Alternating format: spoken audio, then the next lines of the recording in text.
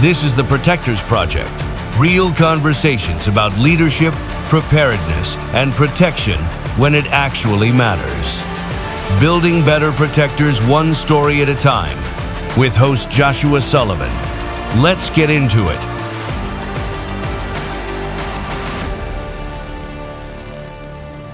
Hello, everybody. Welcome to episode number dos. I mean, after Bad Bunny at the Super Bowl, I feel like I have to do that, right? I guess so. So, welcome. If you are new to our podcast, this is only our second episode, so you haven't missed much, I promise. Wow,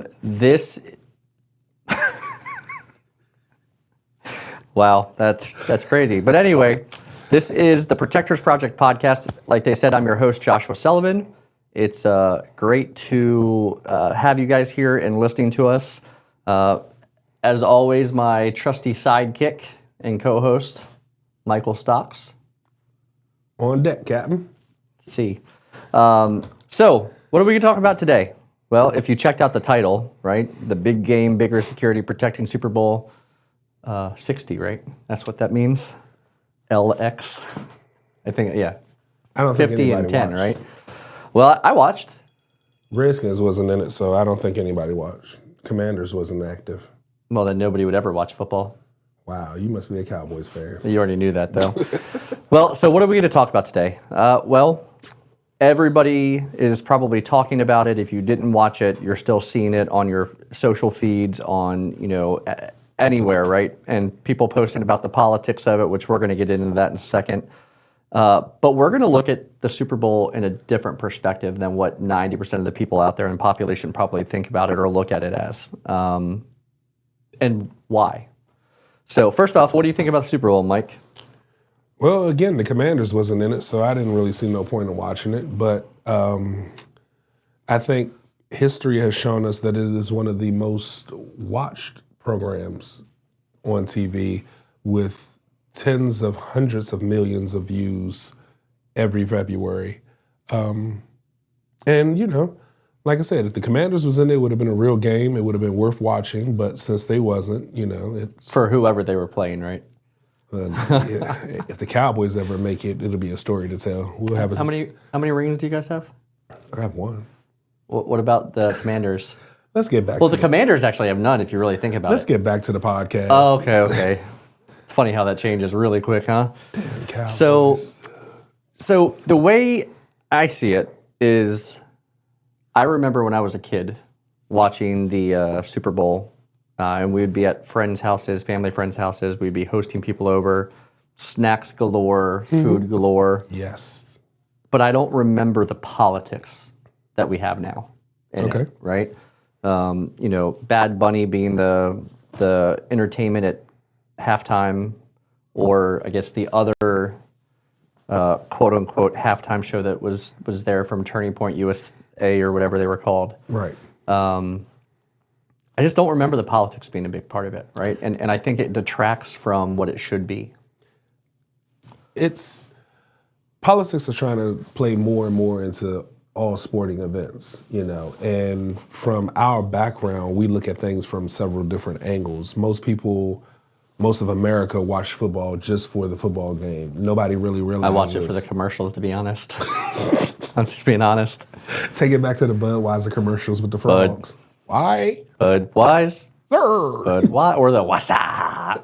Everybody remembers that one. Yeah. But with our background, people don't understand how Super Bowl is prepared for.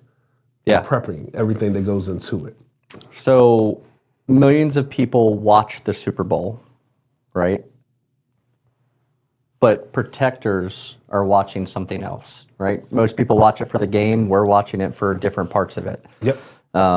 So kind of let's go into a little bit about kind of what goes into it, right? Because my belief is that if somebody wanted to do harm to the U.S., that's the who's who, right? Everybody that's a who's who is at the Super Bowl, right? Like last week I saw some pictures and video footage of the, I think my mic's clicking around or somebody's mic is clicking around, but That's definitely yours. I think it's on your zipper. It's like touching the zipper up there. Feel it? Nope, See, yeah, not. I heard it. It's not. But what they're looking at is pretty different. Like the video I saw and the pictures that I saw was hundreds of private aircraft at the closest airports into San Francisco, right? To where there wasn't even parking left, and other people were having to go farther away from it. So the who's who are there, right? Oh, like yeah, that most is definitely. the status quo kind of thing to be at. So if you were trying to do damage to America and scare people, That what would be we the do? place and time to do it. Is it still doing it? Yep. All right, let's try this. Little technical difficulties. There you go. Is that better? I think it's moving with you as you breathe. That's why I put it on my shirt underneath. It's on my shirt underneath. Yeah, but it's touching between your shirt and your jacket. Mine's is directly on my shirt. Yeah, it's it'll not be all moving. right. Okay. Yeah, it'll be fine. That's how Cowboys think. Yeah, we just do the job. You don't do the job. We're there in the first place. Oh, wow. I didn't see y'all there.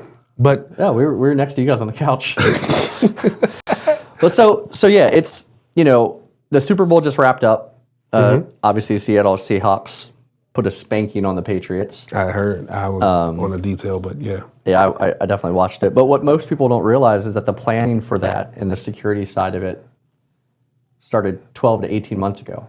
Exactly. Right? That's a long time that it started to go. So let's just kind of talk through today and just kind of let people know some of the back end stuff that goes into things that they would never think about. And people probably don't understand or realize that they're actually planning for 2027 Super Bowl now. Right. Who's going to be there? Where are they going to sit? What all of this goes into it, and that's the section that the American public doesn't know. Yeah, for sure. So take us away, Josh. Yeah, so first off, we have to talk about designation. So in the grand scheme of things, there's something called SEER levels.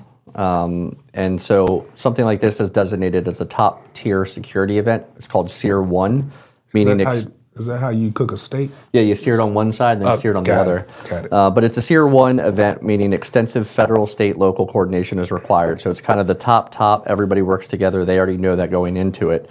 So let's just talk about some of the agencies and coordination that were involved because it's a lot. I was about to say that's a long list. Yeah, it's definitely a lot. So over 35 agencies were involved, from local police to federal partners. I don't know why it's making those noises that I'm hearing. I don't know. But, just some of the federal partners that everybody hears about, right? DHS, FBI, DEA, ATF. Everybody's favorite, U.S. Customs and Border was there. Top of the list. For air and marine operations. You have local police leadership directing on-ground crowd safety. But then what people don't realize is the air surveillance that goes into it, the infrared cameras, the ground screening that's going on at each checkpoint, both vehicular, both pedestrian. There's so much stuff that goes into it. And the reality is that it's not just a football game, right? It's not just at the stadium. Correct. It is a city-wide at that point, and even multiple city, if you really want to put it that way, security operations. So, you have to think about transit, you have to think about hotels, fan zones, downtown streets that are all being watched more than they've ever been watched before because of how many people are coming. And how long prior to Super Bowl are those places being watched? Right. When things like this take place, it's a whole city within itself, the operation. You know what I'm saying? Because there's so many moving parts, and everybody has to be on the same accord because one slip up could cause, God knows, lives, anything. Yeah. Well, like Oakland PD is who the local PD there is, right? They had coordinated public safety plans with a mobile command post, traffic enforcement, something as simple as TSA. Right, like they get ready and prepare because the amount of surging people that's coming in and out around the direct times of the Super Bowl, and honestly, in the executive protection angle that we're going to transition to now anyway, transit is the number one risk to anybody. Yep. Right, when you're at home, when you're at work, you're a little bit more protected. When you're in the store, even, it's when you're moving to or from locations that someone's most vulnerable to an attack. So. Airports, taxis, Ubers, Any even public transit like trains and stuff. Yep. That's kind of where you're most open and vulnerable. But let's talk about kind of what our bread and butter is, the executive protection angle of it, right? Hundreds of teams, right? And I think back to the All-Star game for the Major League Baseball and the World Series. 19 we had the World Series. I think 20 we had the All-Star game, or it was one of the others, 18 and 19 or 19 and 20. I ended up having to be in charge of all the Fox talent for the events. So, A-Rod, David Ortiz, Frank Thomas, Kevin Burkheiser, or whatever his name is, the white guy, the token. Having all that, plus J-Lo was in tow with A-Rod, so we had that, added to it. And even just my responsibilities as being in charge of those parts, like, it's a lot that goes into it. Oh, and there's so many moving parts that goes into it. But now you add in hundreds of details, like literally hundreds of details. And that could be anything from a single person to 4 or 5 people on a team. Yeah, and think about when they move. Right. You're doing executive protection for the prince of some foreign country, and he decides he has to go to the bathroom. Think about how many moving parts has to move just so he can go to the bathroom. Absolutely. And that's what a lot of people don't take into consideration. Remember when we was working for an unnamed company that had the data breach? They had that data breach, and we had to move their hardware. Yeah. We motorcaded up, and we had to have streets blocked off and everything because there was nothing that could stop that motorcade. Something stopped us when we got hit in the parking lot. That's true. But people don't realize, you get to come home, take your shoes off, smell your crusty toes, pop in a beer, pop on the game. You have no idea of the city that is working behind the scenes. Oh, yeah. Everybody that has to be screened, everybody that has to, go through security. TSA brought in more people because look at all the celebrities that are flying in on their private G5s. That's what I should have done, but... You were busy. Yeah, But the... But the bulk of it is, it's about communication. In any line of law enforcement, public safety, they tell you comms is always number one. It's about communication, and it's about everybody being where they're supposed to be and taking accountability for their actions. Because again, one slip can be catastrophic on a level of, like you said, if you wanted to really hurt the U.S., that would have been one of the main times. Yeah. Because you had celebrities, you had dignitaries from foreign states, foreign countries. You had big wigs right there. Not to mention, this year was unique because some of our federal partners were already deployed because of the Olympics, Yep. right? Being in Italy. So you already have a smaller pool of people to use because there's so many in Italy for the Olympics, keeping our athletes safe over there. Mm-hmm. But some of the things we think about, right, from an EP perspective, anytime we're doing advanced work, so prior to the person coming or going, we're out on the ground doing surveys, stuff like that. We're looking at crowd dynamics and movements. There's no real easy way to figure out crowd dynamics at the Super Bowl, right? No, not at all. It's kind of one of those things that's really tough to do until you're in the moment. But then, you have to think about, are there lone actors? Are there opportunist actors, right? They see something. We all know that there's always a streaker, right? And last night was no exception. There was a guy that streaked on the thing, and if you watched what he had wrote on him, it was about crypto and stuff like that.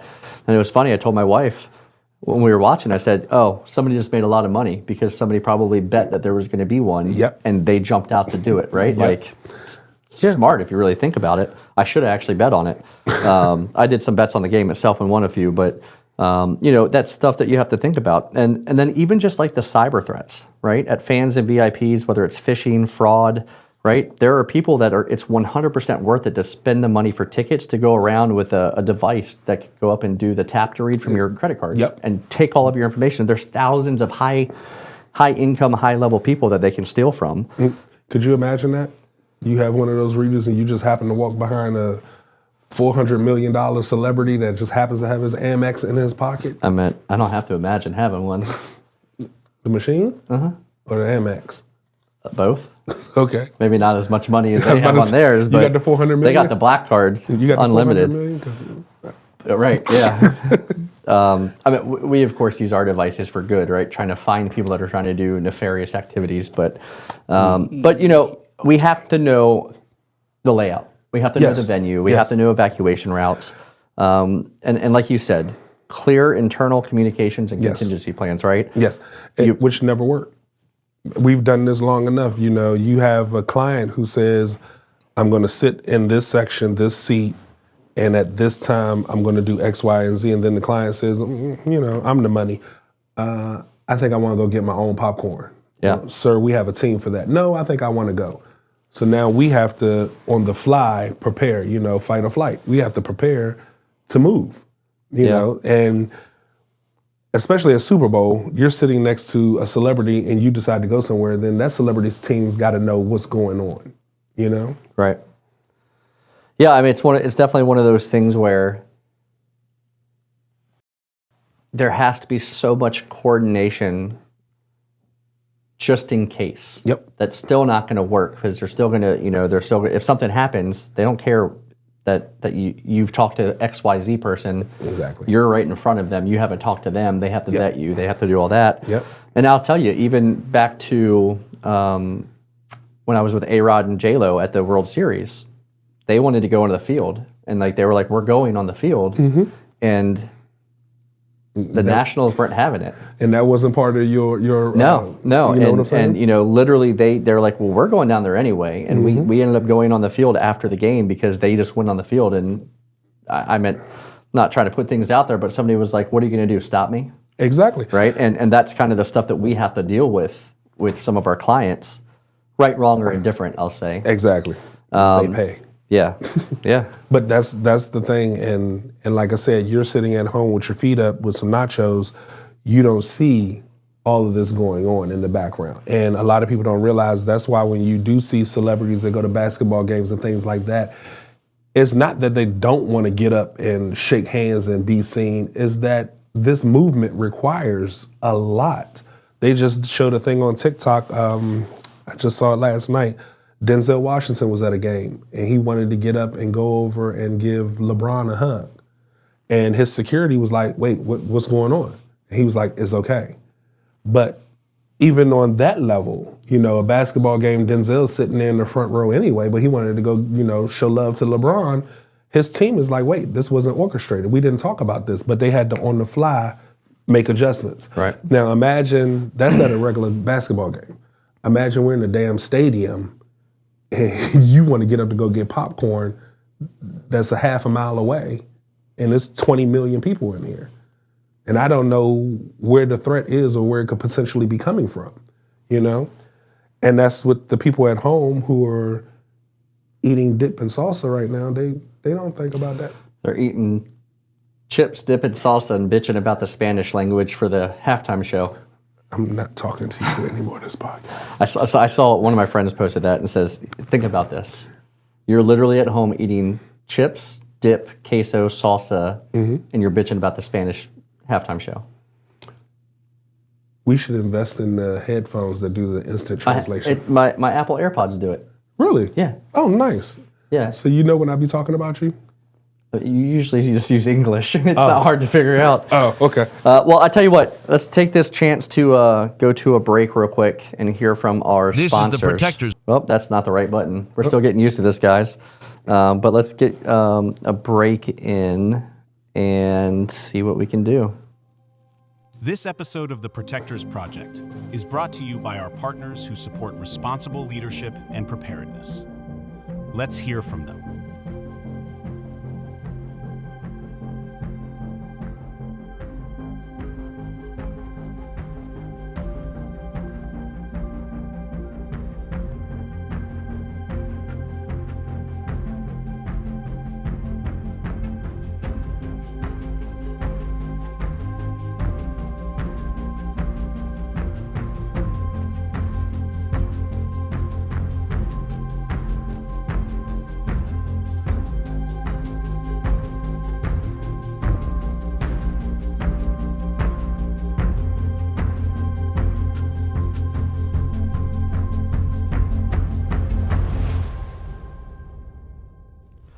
All right, and we're back. Thank you for sticking with us, and thank you to our sponsors as always. We're always looking for new sponsors as well, so if you are interested in it, please reach out to us, contact@theprotectorsprojectpodcast.com, or you can call us at Discreet Security 240-761-7266. I had to look at the sign. I'm going to say the part I remember. Like, follow, and share. There you go. So let's get back into it. So we already kind of talked a little bit about the streaker, and we're gonna cover that a little bit more in a second. But one of the things I want to bring up is people don't know to the extent of what people are checking for prior to the Super Bowl, right? There's a helicopter, and there's actually multiple ones throughout the United States. And it actually kind of, if you've ever seen or if you've seen videos of it, the U.S. Park Police helicopter, it looks pretty similar to that. It's a Huey, excuse me, and it just flies circles and grid patterns all around before events like that and during events. And it's actually looking for like chemical and radiological devices. Like they can pick up nukes before a nuke's even deployed just from the signature that the nukes give from the energy. You have that stuff. You have infrared cameras looking for things. You have snipers. A lot of people don't realize it. Even at like Nats Park for the World Series and the All-Star game, they had counter sniper teams positioned on the roof all across, even on top of the scoreboard, which was you can kind of see them every once in a while. But all they're doing all game long is just scanning the crowds, looking for the things that don't match, right, or that stick out. It's a lot that goes into it, right?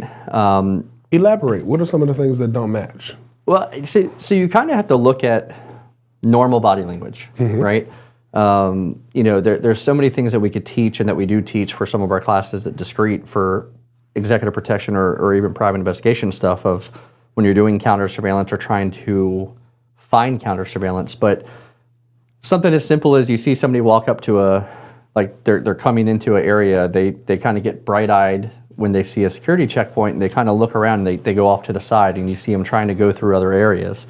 Little things where it looks like the person just doesn't belong there, right? I do that at DUI checkpoints. Yeah, there's a reason too. It's not important. Yeah. Hold on. Let's take a... Oh, wrong one. There we go. So, one of the things that we have to look at, honestly, though, is people know what doesn't fit, right? I think back to a couple Super Bowls ago. There was, I don't remember who it was, but one of the YouTube prankers leading up to the Super Bowl, like the day or I think it was the day of or the day before, put a safety vest on, had a ladder and a tool belt, and walked right through security and was never stopped. Which, actually, that reminds me about something I'm going to talk about too. Okay. We actually did we have a Facebook post and social media post from Discreet going out that I did a video on today.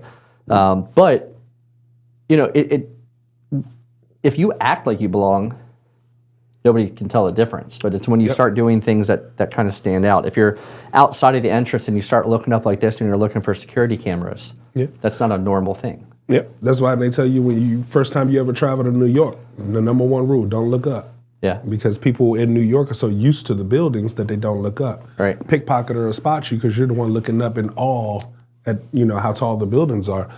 Or the monks. They have the people that dress up like monks that come around and give you like the beads or the necklaces and say, no, it's free, and it's actually a mark. Yep. Right? So that as they walk through, the pickpocketers know who to target. Yep. And that happens at Super Bowl. Oh, right? yeah. Stuff I like agree that, with you 100%. Scalpers, pickpockets. And they actually are, I hate to say it, but they're recruiting children. Because, you look at a child and think they're innocent, but the child will mark you and let them know who the target is. But, today's society, people go to Super Bowl, and this is one of the reasons why these podcasts are so important. You go to the Super Bowl to get yourself a dog, smash burger, couple beers. You're focusing on getting back in for that game-winning play. You're not focusing on the guy who's watching you put your credit card back in this pocket, this side, this, that, and the third. You're not watching the guy who saw you get change for a $100 bill and all you did was buy a small soda. That's the stuff that we're trying. Almost $100 still. Oh, okay. Well, especially at the Super Bowl, I'm sure. I was about to say, you seen the last time I've been to one. Yeah. But, you have to, you have to be made aware. You have to have the knowledge. And that's one of the classes that you offer, to give the people the knowledge of, hey, you always leave, like right now, if you check your wallet's in your left pocket, switch up, move it around, move it to your front pocket. They say that if you move it to your front pocket, it's a lot harder for a pickpocketer to get it. There are these little things, these little tips that help. But as trained professionals, these are the things that we look for when we go to Super Bowl. Who's standing out? Who's got their back against the wall surveying everything, you know? Who does not look like they're not there to have a good time and get a chili dog? But I think it's also worth mentioning, and I'm not going to give away too much of how we do this in class, but if you look hard enough for something, you'll make something up to find. Oh, right? yeah. So I think that's important too. Like, for instance, the streaker we talked about, right? Right. That streaker, a player from the Patriots almost hit him at the very end right before he got hitched, which I was so disappointed because I wanted to see him get laid out by the linebacker, the quarterback, whoever it was. But the streaker slid at the end and before he got hit. All right, so a long time ago, people watching, Yesterday. I used to work for a company called Contemporary Services Corporation, CSC. So pretty much anywhere around the country, you see the event staff people. And I enjoyed it. I'm not going to lie, like I did field security on the Redskins. I did nationals. I was like in the bullpen and stuff like that. You did security for the Redskins? Yeah, but every time they played the Cowboys, I literally walked to the Cowboy sideline and said, I'm going to protect them tonight. And they were okay with it. Judas. Yeah. No, it's not Judas if I believe in him all the time. So like I've done a lot of stuff, even like DC United, I was on the field next to the bench, right? Like when I worked for them, because of my background, I always kind of had the more important roles that they have. But one of the things that's always astounded me, and I'm not talking bad about them, I actually like a lot of my friends, and I'm still friends with a lot of the senior management there, and if they called, I would help them in a heartbeat. But one of the things is they're not trained. And people don't realize that. They're not trained in anything. You don't have to be. No.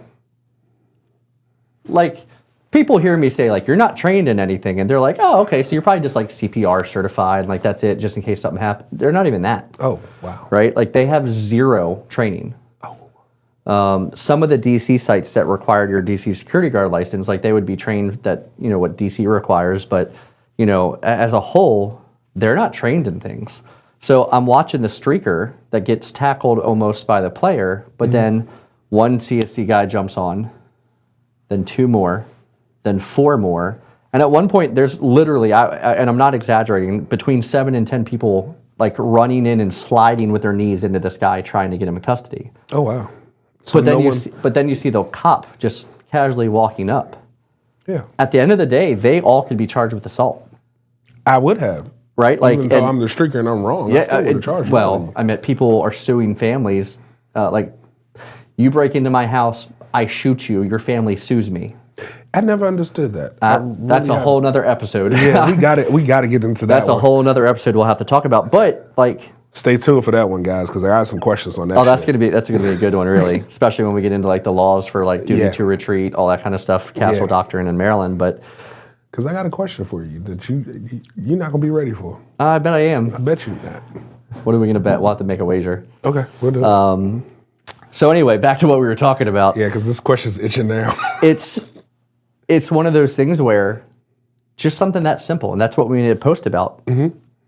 Literally, the second that they put their hands on that person and they started assaulting him, which, right, wrong, or indifferent, I'm not blaming CSC. They're not trained, so they don't know better. Right. They assaulted that guy. Yes.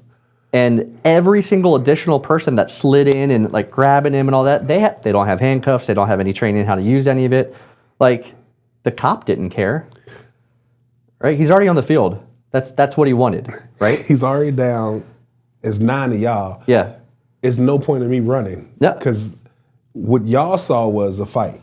Y'all wanted to jump in on the action. Nobody was trained to say... It wasn't even a fight. The guy slid down and gave up. And then they started fighting him. Yeah, because we was like, hey, yeah, it's go time. Right. You know? They've never been in that moment before, so they're like, oh, shit. Let's go. Yeah. And the cop is like, yeah, okay. Yeah. Y'all got him. Y'all having fun. Let me take my time and let me do it right so at least we don't get sued. But all of that to say, not every disruption is a threat.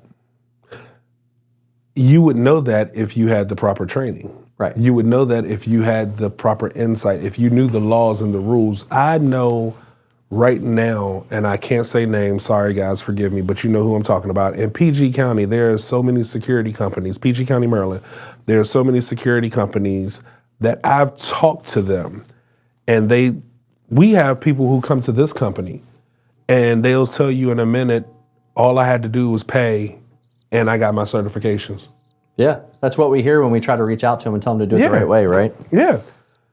My cousin works for a company right now, and I can't say the name, unfortunately, but she works for a company right now. I mean, you could say the name. She's been on their payroll at least 3 months and hasn't gotten a uniform yet. And they keep asking her why she doesn't come to work. And she's like, you never gave me a uniform. Well, just report to post, wear BDUs in a black polo. But, you know, hey, Allied does what they want to do. Oh, shit. We're going to edit that, I think. No, I don't think so. But Allied, I still want you to buy my company since you're buying all the other small companies out there. So you can buy it and do whatever you want with it. He will not allow you to ruin his name and what he spent his blood, With enough sweat, zeros behind it, you damn right I would. not what he spent his blood, sweat, and tears on. Trust me, I know him. I didn't say the whole company. Allied could come right now and offer him $20 million and he wouldn't sell it. Bullshit. Allied, come test the theory. Right now, come test the theory, please. More guards, no training. Jesus Christ. Oh, yeah. Well, not my problem at that point. I would keep the training division, and I'd keep the executive protection division. Everything else could go. Wow. I'll find a pen right now. Like, it's that fast. I got $100. Sell it. Oh, no. Like, there still has to be. It's millions. We're maybe not 20, but it's millions. But either way, I say, again, I say all of that to say every disruption is not a threat. And I think there's a perfect person that we can bring up here that most people have seen some sort of clip of. Messi, the soccer player, his bodyguard. Okay. Right? Everybody sees these videos of him running out on the field super fast, and like getting there before the fans get there. But what you'll see is as soon as he gets there, gets hands on them, and he's not being aggressive with them, he's not tackling them, he's more guiding them. Once he realizes they're not a threat, half the time they go over to Messi and Messi takes a picture with them or signs something, right? Yep. Like one of the things that a lot of people don't realize or don't get trained in, right? Mm-hmm. Everything goes back to training, is what he does directly represents Messi. Yep. So if he tackles that guy, and it was a kid just trying to get a picture because that's his life hero, right? Now it's Messi, right? It's not the bodyguard. I mean, he'll be held accountable too, but it's Messi That gets sued first. right? Yeah. So it's go ahead. I don't know why they haven't put him on the soccer team because I think he might be the fastest out there. Oh, he's definitely one of the fastest out there. But I have seen him too. Little kid. In this moment, I don't know. Yeah. So I'm going to haul ass across the field. But once I get to you and see you're a 7-year-old, this is your hero, I don't have to put my knee in your neck, you know what I'm saying, to pin you down. No, we're not supposed to say that anymore. Tomato. But yeah, I get it. He uses discretion. And I'm sure he was trained and he understands, You've got so many people out here that don't know. It's your mindset. And exactly. If you've got somebody, and you know which case I'm not going to talk about for your sake, but if you have somebody who says, I do security, I have a gun, I don't care about you having an Arizona can in your hand, this is my mindset, this is what I want to do. This is what I'm going to do. It doesn't I'm trying to matter remember which one you're talking about. It doesn't matter that the 911 dispatcher told me I don't have to follow you. I'm still going to do what I want to do. Yeah, I gotcha. But I'm just saying, is the mindset, is their mentality. That's a whole other episode too. We've like, follow, and share. Come back to that one. I'm trying to tell you because this shit's going to get deep. But it's how you think about it in the morning. Yeah. If you set in your mind that today I'm going to shoot somebody, that's what your mind is set on. Today I choose violence. Today I want to fight. And if that's how you feel, this is not the line of work for you. Yeah, go be a bouncer somewhere, Well, so let's talk through this real quick. Let's talk about what lessons can we learn for everyday protectors from something like this, right?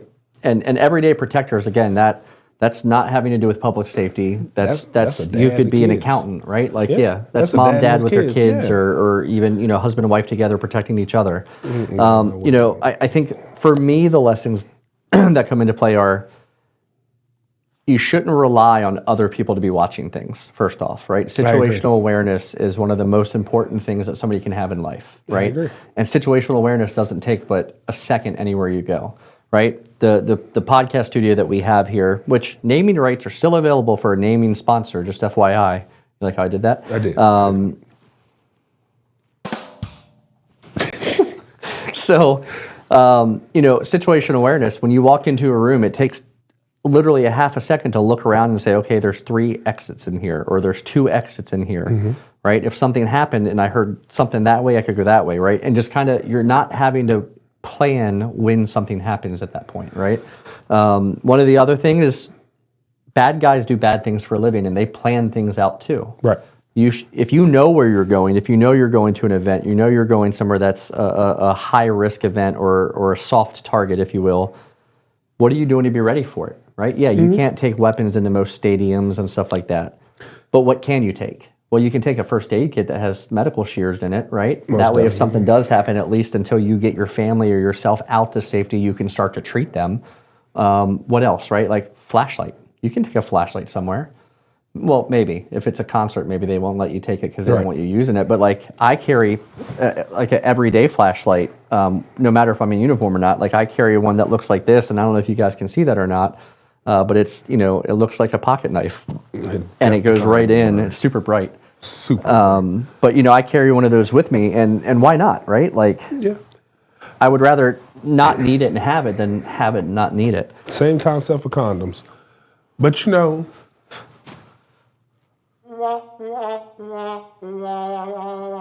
says the man who has 3 kids. But I guess my question to you would be, how would you get people to open up their eyes to see that? I was with a gentleman and we went to a store, and my training, we go to the store and I'm looking around. And I told him when we got back in the car, I said, for saying this is, I'll say it, this is an AT&T store. I noticed there was 12 cameras in the store. And I noticed I could clearly see the globes on the ceiling, but 4 of them didn't have cameras in at all. And he said, well, I don't plan on stealing nothing, so I didn't have no reason to look at the cameras. Did you see how many exits was in there? No. You see how many people was in there? No. So you just went in blind, went to what you wanted, got the help you needed, and walked out. So if this had turned into a shooter, an active shooter, if this had turned into somebody trying to grab him, what is it, grab and go? You would have been running around. Smash and grab. Yeah. You wouldn't have had anything. So I guess, how do you get people to understand that it's those simple things that they need that could literally save their life? When you walk into a store, like you said, at least know where the exits are. Yeah. If you see somebody, it's June, and you see a guy in a cell phone store with a trench coat on, I'm quite sure he's not suffering from a cold. Right. But there's so many people who are blind. They have their eyes wide shut. And like I said, going back to the Super Bowl, you go to the Super Bowl. Eyes wide shut. Yeah, their eyes are wide shut because you go to the Super Bowl, even if you're not with your kids, you're by yourself. Not you, a normal, everyday Joe. You're in line, you're not looking around. You 2 people back, you reach for your wallet, you got your wallet in your hand, you go buy the beer, you pull out cash or you use a card, you put it back. You're not looking at who's looking at you, who's watching your movements. You're in your zone, your tunnel vision, you know what I'm saying? How do we get the word out to the people that these are the little things that could stop you from being a victim of fraud, identity theft, robbed, raped, whatever the case may be? Because you could be walking down the street, but if you was paying attention, you would have known that same dude's been following you since you left Panda Express. Right. And it's not for your orange chicken that he's following you. You know what I'm saying? I mean, it could be that too. You could be hungry. I mean, if it just came out, it's the bomb. I think what it comes down to me is you can't teach mindset. Right? And if someone's going to be that person that you see walk with their phone in their hand and they walk into a street light right? Like you're not going to be able to change stupid, right? Yeah. But if people started realizing that security isn't predictable, right? If you account for the things that you don't think are going to happen, you'll be ready for the things you do, right? If you plan for worst case, best case is easy at that point, right? Yeah. So how do you get them? How do you get them in your class to do that? Because I can't. You can lead a horse to water. You can't make them drink. DSSIMD.com. We have classes all the time. We have classes coming up next week here in February. Yeah. I'm not sure if this episode will be out by then yet or not, but call anyway. It doesn't. Yeah, it doesn't take much to come in for a class, and you get good training out of it, right? Oh, I definitely would agree with you on that one. I'm trying to be honest with you, I'm trying to get my daughter in because she goes to the park. I know your daughter. It scares me if she had a gun. Scares me too. No, she goes to the park. And as soon as she gets to the trail, she puts both headphones in and she turns the music up blasting. Now she's walking, she's at her groove, but she's grooving to the music. And I keep telling her, stop, stop, stop. So one day I knew she was going to the park. I waited, went to the other end of the park and hid. She never heard me come up behind her. She never heard me grab her. Is that how you caught that charge? Almost pissed on herself, but that's all beside the point. And I told her, this is why I tell you, I don't have a problem with it, but take one headphone out so you can hear. You can be aware of your surroundings, what's going on.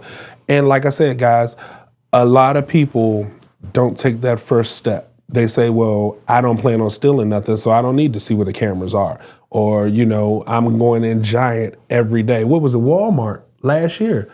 The guy walked in Walmart and just started shooting. No reason, no intentions, no target. It wasn't because he they had the stabbing too. Yeah. It wasn't because he didn't get his refund because he didn't have a receipt. It wasn't because of the rollback prices. He was just woke up that morning and was like, fuck it, I'm going to Walmart and I'm going to start a shootout. Yeah. And it was so many innocent bystanders that wasn't trained to look. They didn't know where to go. They didn't know where to run, where to hide. They didn't know what to do, And like you always say, when seconds matter, help is minutes away. Yeah, when seconds count, help's usually minutes away. Yeah, something like that, Well, I tell you guys what, it's wrapping up the episode now, but there's a couple things we want you to take from this, right? And I encourage you to seek training for it if you need to. Please right? do. Please do. Do you have planned redundancies? Do you have backups when you go into something, to something, if you're going on to a concert, to a sporting event, right? Or just to a big gathering that you think might get out of hand? Do you have backups in place? Can you communicate under stress if you had to, right? That's not something you can train. That takes experience and time. And then, have you ever drilled on abnormal scenarios? Hell, in your house, have you ever drilled on what you would do if it was 2 o'clock in the morning and you got startled or your wife hit you or something and, hey, there's somebody breaking in downstairs? Have you actually ever planned and walked through what you would do, right? And that's having that step, right? Having that step already done in your head because you plan for it, you're not taking the seconds now to come up with the plan. You already have it and you can go engage, right? So come up with that, right? And then I think, you know what? I think the next episode is going to be on home protection. I think that's a good one because not just home protection, but like you said, if you're sitting at the kitchen table and a fire breaks out, what do you do? Yeah. Where do the kids go? Where do you go? Who makes that call? Like when we teach CPR, you designate, you call, you go get an AED, you do this. What are those steps? Yeah. Now, for me personally, I'll tell everybody in America watching, I've already taught my daughter, don't come out of your room. You know where the gun is, put your back against the wall, facing the door. These are the things you have to put in place because, again, this is such an unsure world. You can't control the next man. Yeah, for sure. And so the next episode we'll do home protection, and that includes everything. That includes firearm use in the home, having a home safety plan, fire, you name it, we're going to start covering all of it. But here's what's important. At its core, protection is about preparation, coordination, and decisive actions. Whether it's a stadium full of fans or a small team of VIPs, or if it's just your family. That's more important than any of them. So, like, follow, share, and come back and see us for the next episode. It's going to be a week from now, and we're excited to come back and talk to you. So we'll see you soon. You've been listening to The Protectors Project. New episodes drop weekly, focused on leadership, preparedness, and real-world protection. If this episode added value, subscribe, share it with someone who carries responsibility, and join the conversation. Until next time, stay prepared, stay accountable, and lead well.